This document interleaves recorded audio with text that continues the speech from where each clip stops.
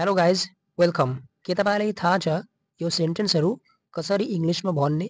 म जान लाग्दैछु, म खाना खान लाग्दैछु, म तिमीलाई फोन गर्न लाग्दैछु, म सुत्न लाग्दैछु, म मेरो काम सुरु गर्न लाग्दैछु। यदि थाहा छैन भने यो भिडियोलाई एन्डसम्म वाच गर्ने।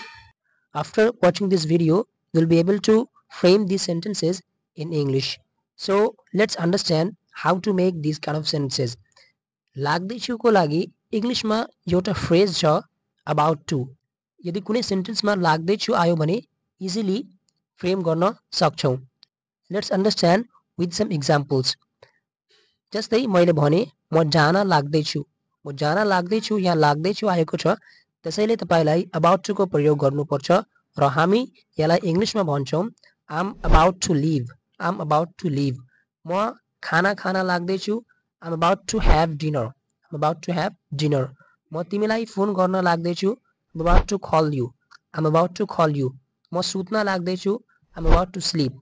आम अबाउट टु स्लिप। र तपाईँको लागि एउटा सेन्टेन्स, म मेरो काम सुरु गर्न लाग्दैछु। Make this sentence and put it in the comment box.